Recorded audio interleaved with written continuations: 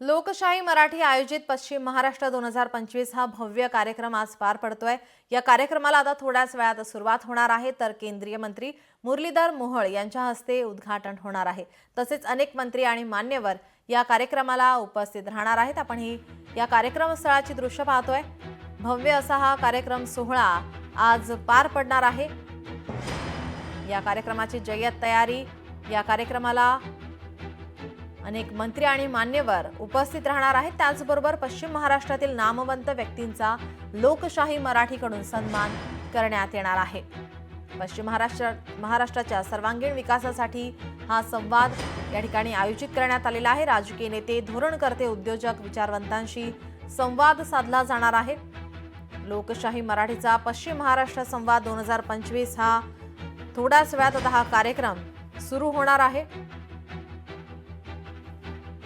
या कार्यक्रमाला अनेक नेते मंडळी, धोरणकर्ते, उद्योजक, विचारवंत उपस्थित राहणार असल्याची माहिती आणि या ठिकाणी आपली मतं, आपलं विजन या ठिकाणी, आपलं मत या ठिकाणी मांडण्यासाठी, संवाद साधण्यासाठी या ठिकाणी ते उपस्थित राहतील। थोड्याच वेळात आता या कार्यक्रमाला सुरुवात होणार आहे। त्याचबरोबर पश्चिम महाराष्ट्रातील नामवंत व्यक्तींचा लोकशाही मराठीकडून सन्मान करण्यात येणार आहे। लोकशाही मराठी आयोजित पश्चिम महाराष्ट्र 2025 हा कार्यक्रम, भव्य असा हा कार्यक्रम आपण ही दृश्य पाहतोय त्या कार्यक्रम स्थळाची। या ठिकाणी थोड्याच वेळात आता या कार्यक्रमाला सुरुवात होणार आहे, तर केंद्रीय मंत्री मुरलीधर मोहोळ यांच्या हस्ते या कार्यक्रमाचं उद्घाटन होणार आहे।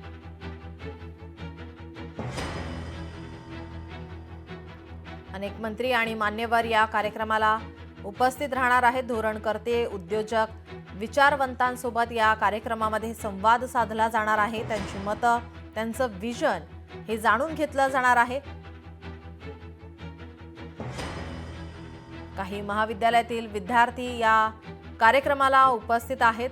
त्यांचे काही प्रश्न, सध्या त्यांना जेनझी म्हणून ओळखलं जातं असे हे तरुण या कार्यक्रमामध्ये आपले प्रश्न, आपल्या समस्या मांडतील, संवाद साधतील। त्यांना ही एक संधी म्हणावी लागेल। या कार्यक्रमाच्या माध्यमातून थेट राजकीय नेत्यांशी त्यांना संवाद साधता येईल। आपले प्रतिनिधी अमोल धर्माधिकारी आपल्या सोबत जोडलेले आहेत। आपण पाहतोय अमोल, आपण सकाळपासूनच या कार्यक्रमाच्या सुरुवात होण्यासाठी वाट पाहतोय आणि आता थोड्याच वेळात या कार्यक्रमाला सुरुवात होणार आहे।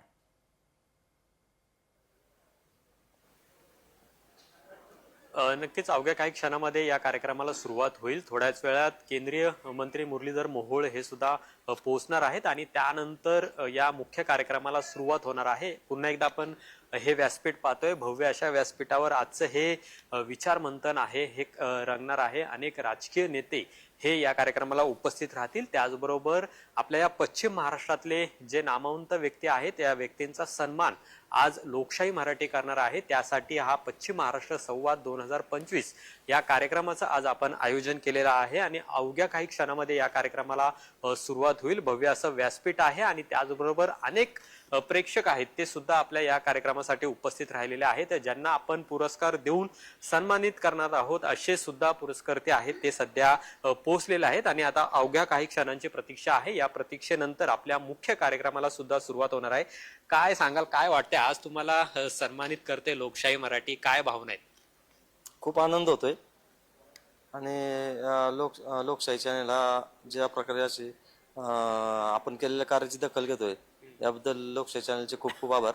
आणि असेच उत्तर त्यांच्याकडून जे काही पीडित लोक आहेत किंवा आता शेतकरी जे पूरग्रस्त वगैरे आहेत त्यांच्याबद्दल जे काही चॅनल आपला मांडतोय त्याबद्दल त्यांचं जेवढं कौतुक करावं तेवढं थोडंच आहे। तर त्यांना असेच पुढं त्यांच्या हातून त्यांच्या ह्याच्यावरून लोकांच्या व्यथा सो लोकशाही मराठी अशाच पद्धतीचं काम करत राहील अशा शुभेच्छा त्यांनी दिलेल्या आहेत. पुणेकर सुद्धा आपल्या सोबत आहेत. काय आज अपेक्षित आहे तुम्हाला या कार्यक्रमाच्या माध्यमातून? अनेक समस्या आपण पाहतोय पुण्यामध्ये सध्या आहेत, म्हणजे वाहतूक आहे किंवा मग गुन्हेगारी असेल किंवा मग शिक्षणाचा खेळखंडोबा झालेला आहे. काय वाटतं या माध्यमातून जे राजकीय नेते त्यांचे विचार या ठिकाणी मांडणार आहेत, काय अपेक्षित आहे तुम्हाला? आता पुण्याचा जर विचार केला तर कालच पाहिला असेल तुम्ही, पुण्याचे राज्यकर्ते जर गुन्हेगारीच्या विषयावरती जर प्रश्न विचारले तर प्रेस कॉन्फरन्स सोडून जातात. पुण्यामध्ये वाहतुकीची तुम्ही सांगितली तशी समस्या आहे आणि पुण्याच्या सुरक्षेच्या दृष्टिकोनातून अतिशय महत्त्वाचे असणारी गुन्हेगारी या विषयावरती लोकशाही वारंवार जे काही प्रश्न उपस्थित करते त्याबद्दल आम्हाला खूपच अभिमान आहे. आणि 5 वर्षाचा जो काही खडतर प्रवास आहे तो लोकशाहीने त्यांच्या माध्यमातून लोकांना न्याय मिळवण्यासाठी दिलेला आहे. त्याबद्दल त्यांना खूप खूप शुभेच्छा. या भावना आहेत लोकांच्या. आणखीन काही जणांशी आपण बोलणार आहोत.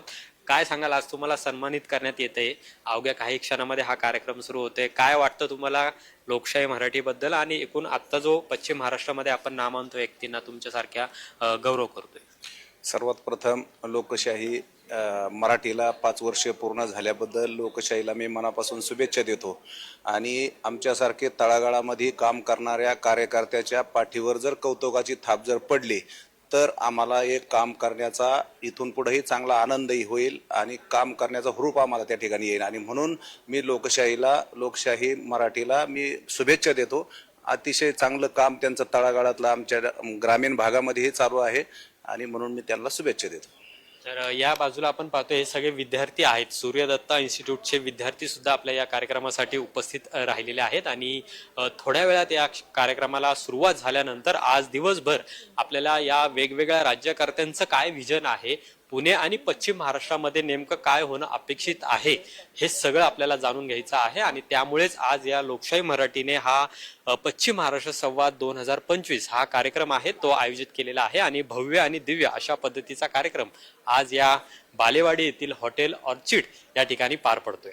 जी नक्कीच. आता थोड्याच वेळात या कार्यक्रमाला सुरुवात होणार आहे.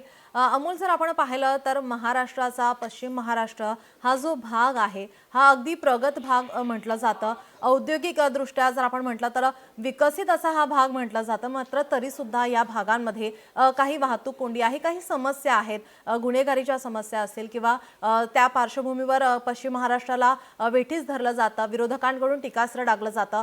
या सर्व गोष्टी घडत असताना सुद्धा सरकार कुठेतरी प्रयत्न करत असतं की आपला संपूर्ण महाराष्ट्र या सर्व समस्यांमधून बाहेर पडला पाहिजे. आणि त्याच पार्श्वभूमीवर आज आपण पाहतोय लोकशाही मराठी या सर्व घडामोडींवरती, या सर्व समस्यांवरती आज भाष्य करताना पाहायला मिळणार आहे, संवाद साधताना पाहायला मिळणार आहे.